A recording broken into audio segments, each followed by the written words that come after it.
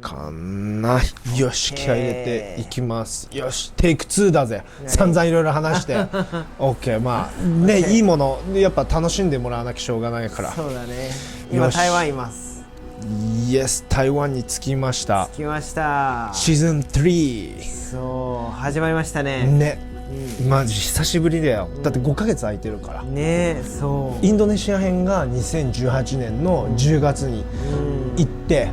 で今回が2019年の3月だから、もうほんと5ヶ月ぶりぐらいかな。旅ってさ、めっちゃ長く感じる。1日が濃厚じゃん。でそれでさ、こう日本で普通に仕事してると5ヶ月があっという間じゃん。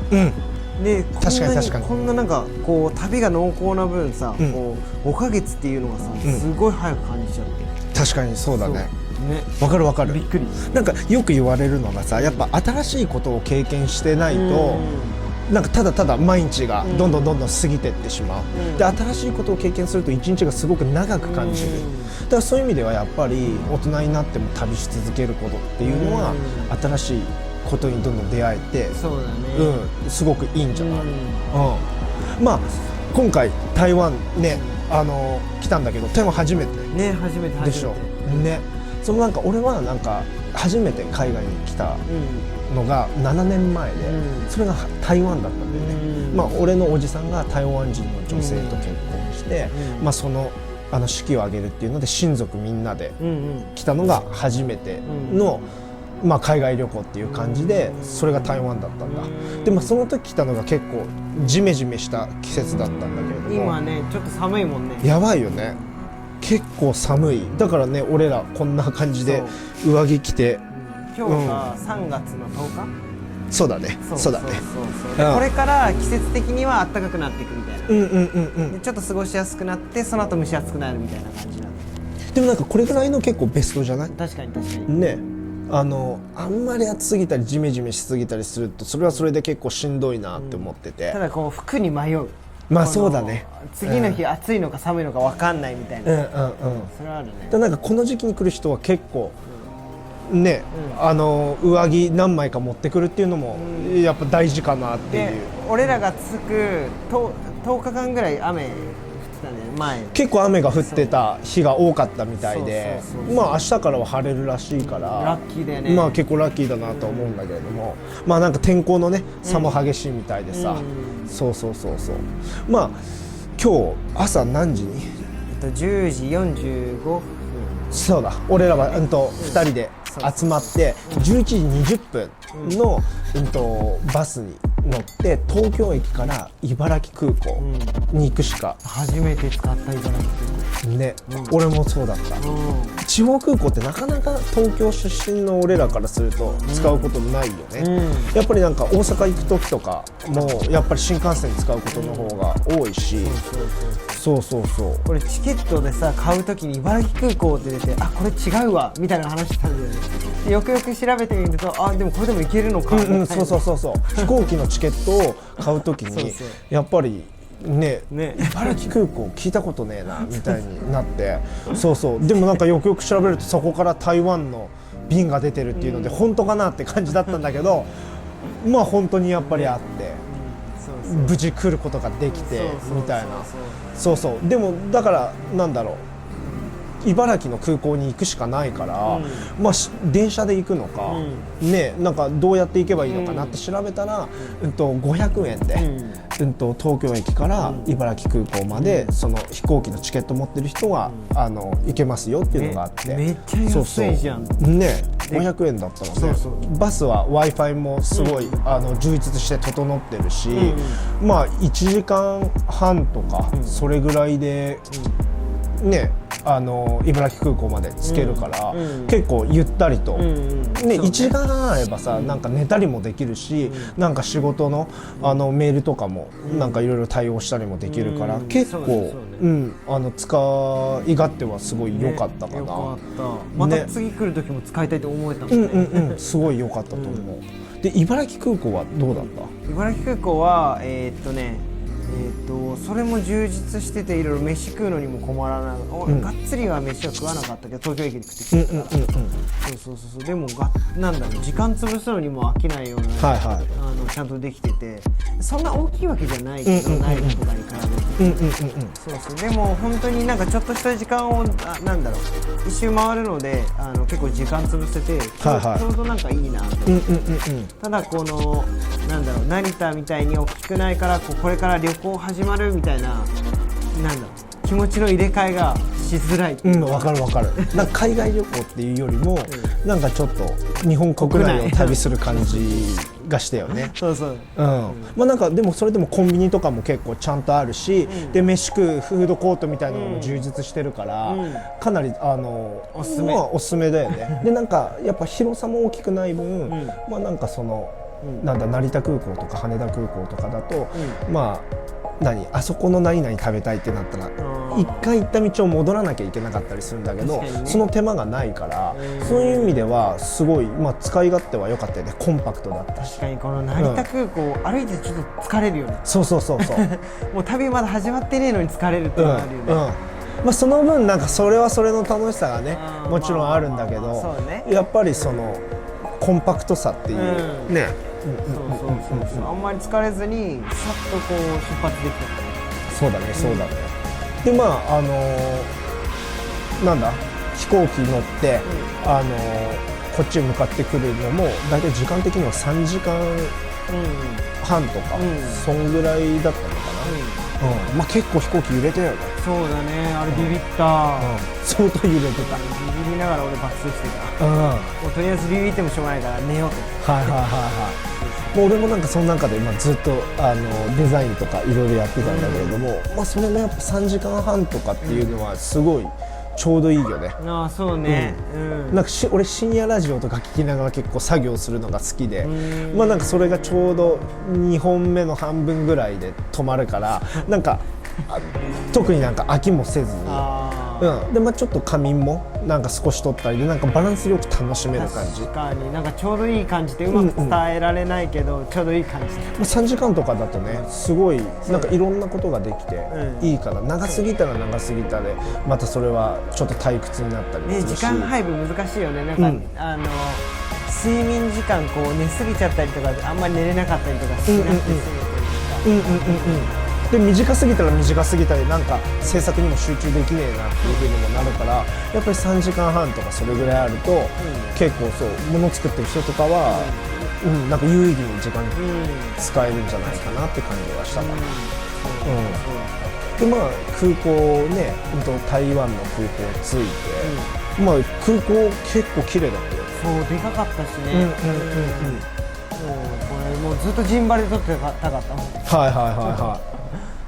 そんな、いや俺好きな映像撮るの、僕からしたらね、ビデオグラファーからしたら、まあそうかそうか。まあでも結構人も多くて、まあなんだ、なんか入国の時結構なんか時間がかかったりとか、そうだね、待ったね。それがなんか大変だったかな。大丈夫？帰るね。そうそう。でそれでまあ入国ね、無事して、でそこからまあこの俺らが今泊まってるホテルに来るのに2通りの来方があって、まず1つ目がバスを使ってくる。でもう1つ目が電車を使ってくる。で俺らはバスで行こうっていう風になったんだよね。そうだね。なんかバス好きなんだけど、ずっとこう座ってさ、この街の景色いやもうバスの方が安いからだろ。安い。本当のこと言え。さて新井は映像の前だとちょっと格好つけるから。ちょっとじゃん、そんな一緒でしょ。ね一緒でしょ。まあいいよもう。新井はさ、街の景色をさ、この自分の席がしっかりあってさ、そこに荷物を置いてさ、こう映像撮れてさ、ちょっとバスの方が時間こううまく使えるじゃん。そうでしょ。まあまあそうしとこう。もう新井安いもの見るとすぐそこに。すぐバカにしたがるこのトークを使って。いやなんかレストランでさ、なんかメニュー看板にさ、なんだ80台湾ドルのヌードルですっていうのが出てたらさ、他のなんか商品とか目くれずに、もうこれにしよう、山下これにしようみたいな、安いからでなんかよくよく値段聞いたら100ドルで、なんか新井ちょっと不満そうなさっき80って書いてあったけどみたいな、そんな20ドル俺はそう見えてるののか。さ気にせなくていいじゃんみたいな。だってあれいつもなんか安い方提案すると、あれ絶対そっちの方へ選ぶから。いやまあで確かに塵も積もればっていうのはあるけど、そんなでもないよ。いやなんかそんなでもない俺の中ではもうすごいそういうイメージもうバカにしたいだけやそれ。主戦道のイメージがある、すごい新井は。でもまあなんかね、バスの方が確かにやっぱり安いし、あと街の中を通っていくからまあ地下鉄とかを通るよりもまあそういうメリットがある、だからそう俺が全部言ってるじゃんそうでしょ。まあそうね、新井もね頑張ってんですはいでそうそう、でまあバスを使って行こうってことになって、まあ結構俺らがなんだバスを使う、まあ、バス乗ろうとした時にちょうどその俺らが使おうと思ってたバスが来てて、でチケットをねどこで買えばいいか聞いてすぐチケット取ってもすぐ乗ってって感じだったから、待つ時間全然なく、乗ることができたよね。そこ乗れてよかったよね。でまあ、すぐバス乗って、まあ、途中で乗り換えなきゃいけなくて、まあ、台北駅へ行って、でそこから電車で3つぐらい行ったところが今俺らがいるこのホテルなんだよね。そうそう。でなんかそのバスから電車に乗り換えるタイミングで、まあ、ちょっとまだね来たばっかで、どうすればいいのかなって感じだったから、まあ、インフォメーションセンターのお姉さんに聞いて、まあ、どういう風に行けばいいのっていう。でしかもここは台北の駅で合ってるのかっていうのを一応確認したくて、そうそうっていうのもなんかあれなんて書いてあるの、台北メインステーションだったかな、なんか純粋に台北駅っていう風には書いてないんだよね。台北の後ろになんか漢字がそうそう2つぐらいついてて、そうなんかここで合ってるのかなっていうのが、そうそうそうちょっと不安だったから、念のため聞こうみたいな、インフォメーションセンターのお姉さんに、っていう感じで聞いて見たらすごいね優しくしてくれて、めっちゃ丁寧だってね。そうそうでなんか私がその乗り場まで送るからついてきてっていうので、そこまで連れてってもらって、まあ、こういう風に行くんだよっていうのを地図を見せながら路線図を見せながら説明してくれてるんだけども、どう考えてもそのお姉さんが言ってる生き方じゃない方が近いなっていう風なのが速攻しかとしてね、自分らの思った方が、そう、まあ、その場ではねもちろんね本当にありがとうシェイシェイみたいな感じであれだったんだけれども、さすがになんか電車の乗り方ってさ、まあ路線図見ればね、もうあれすごろくと一緒だよね。そうそうそうそう本当そう本当そうだからまあね、そのお姉さんと別れた後に、まあどう見てもやっぱこっちの方が近いと思うから、こっちの生き方で行こうみたいな感じで、そう自分たちの生き方で行ったら、まあ無事このホテルに着くことができて、そう謎だけが残ったんで、そうなんで生き方だってお姉さんが言ってる生き方だったら、プラス多分15分とか20分ぐらい下手したらしたんじゃないかなっていうぐらいちょっと遠回りで、すごいいい人だったと思うんだけど謎だったなっていうねその謎が残る感じでそうまあねこのホテルはね、めちゃくちゃそう駅から近くてね、そうもう本当ですごい近いよね、もう下があれ数十秒みたいな。になってるの。ちょっと1階がコーヒーショップになってて、おしゃれな感じでね、コーヒーのいい匂いがすごい漂ってきて、でもコンビニエンスストアもすごい近くにあるから、かなりいいかな。自分の好きなちゃんとこう鍵がさカード切ってピッてやれば開くやつね、あれがこう自分のロッカーもそういう風になってて、下のドアもそうだし、そうなんか荷物を置いとくとなんか盗まれんじゃないかとかちょっと心配性だから、そうなんか玄関のドアもそのチップが入ってるデジタルのキーで開くし、自分たちのロッカーも昔ながらの鍵じゃなくてカードをかざすだけで自動で開くから、もうかなり使い勝手はいいかなっていう感じがするかな。でまあ荷物をロッカーにぶち込んだ後は、まあちょっと仕事ねメールとか確認したりして、でそこからまず1個目の夜市に行ってきたんだよね。どうだったそこは？あそこもあそこすごい良かったね、そうそうそう。で飯うまかった。はいはいはいはい。そう小籠包っぽい、小籠包の汁がないやつ。そうなんかね、うまく説明するのが難しいんだけれどもそうあれ超美味しかったよね。安かったしね、300円ぐらいかな。またビールが合うのね。そうもうそれは酒飲みとかには最高だよね。そうだね、本当にだと思う。もう一日それずっと食ってられるってこと。めちゃくちゃ美味しかったで他にも牛骨のね、スープのヌードルも食って、あれも美味しかったね。美味しかったね。あれも本当に値段で言えば350円ぐらいのもの、250円だったっけ？まあ100台湾ドルだからそう350円ぐらいかな。そうまあで俺らがその行った夜市っていうのは、まあ台北にある一番でかい夜市ではなくて、このまあホテルのレセプションの人に聞いて、まあちょっと近場で、もうすぐお腹空いてたから、すぐに飯が食えるところがいいっていうので、まあ、近場でしかもちょっとローカル臭のするところ、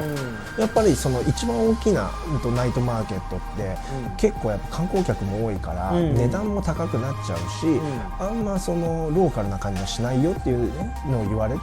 で俺らは、ちょっとこのホテルから近いナイトマーケット行ったんだよね。確かにその小籠包一つとってもこうちゃんとこねてね、店の前にね、なんかいい雰囲気だったね。そう鏡が、でもローカルだからこそ、なんか結構すぐにお店が閉まり始めちゃってる感じはしたかな。まあ今日が日曜日っていうのもあると思うんだけども、にしてもやってる方だよね、東京とかから比べたらね。まあそのなんだ洋服屋さんはそうかもしれないね。洋服屋さんはよく開いてんな。9時とか10時ぐらいでもまだ全然開いてて、でちっちゃい洋服屋さんなのにやっててね。そうびっくりしちゃった。でまあ飯屋は普通にガンガンやってて、まあローカル臭のするねいい感じのお店がね。でもなんかせっかく来たからやっぱ台北の一番大きなマーケットにもせっかくだから行こうっていうことで、まあそこから電車に乗って行った感じだよね。どうだった？あそこは俺その一番でかいナイトマーケットは俺が台北に、まあ台北にっていうか初めて、台湾来た時にその親族でみんなで行ったところで、結構なんか7年前に来たところだっていうので、そういう思い出が大きかったんだけど、かなりでかかったでしょ。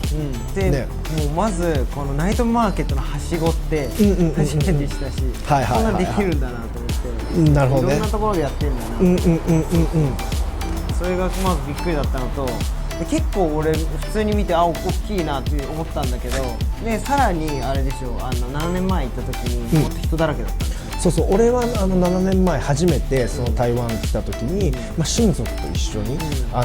ナイトマーケット行ったから、その思い出もすごいあって、その時はもうめちゃくちゃ人がパンパンで、その時来たのがね夕方、夜の7時ぐらいだったから、そんな感じだったんだけど、今回ね俺らが来た時は夜の11時そうだね11時とかそんぐらいだったから、もう結構人もあんまり多くなかったよね。俺でもそれでもなんか、活気もあるしさ、お店の数もすごいからね。でもよくよく見たらなんか店閉まってるところは閉まってたりとか、さらに大きいんだなと思って。そうだね結局なんかいろいろ2人で話して、最後の日もまたここよみたいなね、話になって。やっぱあそこはたくさん人がいるのが絵になると思うから、で今回は俺ら台湾をぐるっと一周回ろうと思うんだけど、やっぱり多分みんなが一番見たいところっていうのは、多分その大自然とか、そのいろんな民族がいるところとか、ちょっとこれから楽しみだ。であんまりその都会で生活してて見れないものとかが、多分見たいっていう人が多いと思うんだよね。だからぐるっと回ってもう一回台北に戻ってくるから、その時に一番大きなナイトマーケットの映像をもう一回撮ろうかなっていうふうには思ってるかな。いやこれ楽しみだわ、それすごい。そうナイトマーケット、あとねフルーツウォーターアップルがまたこう出会えたのがすごいね嬉しくて、そうすごい僕大好きなフルーツがウォーターアップルっていうのがあって、インドネシアでね初めて、その時のやつは白いフルーツだったんだけど、すごい綺麗なんだよね。真っ白なの。そうでなんか水分がすごいあって、でちょっとリンゴの味っぽいんだけど、なんかさっぱりしてて何個でも食べれる感じですね。そうガンガンいける、全然飽きない。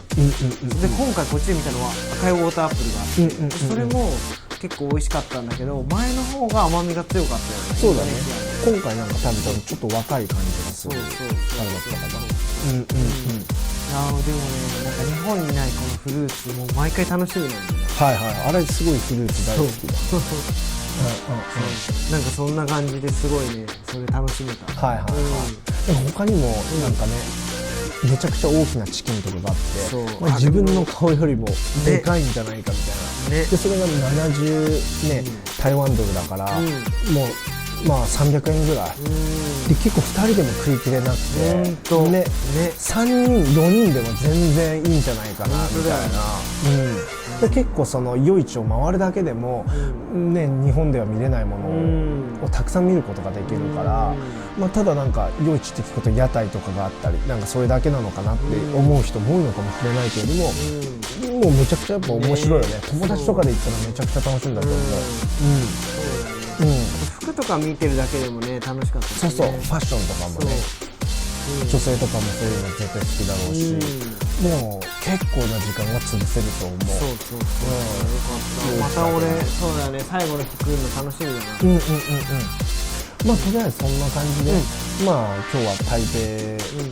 着いて、もう着いた時にはもうね日が落ちてたから細かく見ることはできなかったんだけれども、まあ明日日昇ってからまたいろんなところ回っていろんな景色見せることができると思うんで、もうぜひぜひ楽しみにしててください。よろしくお願いします。まあもう2時なんでこっちの時間ね、まあ時差があるから日本時間だと3時。マジか。やばいね。もう疲れてるから寝ないと早く。じゃあとりあえずそんな感じで。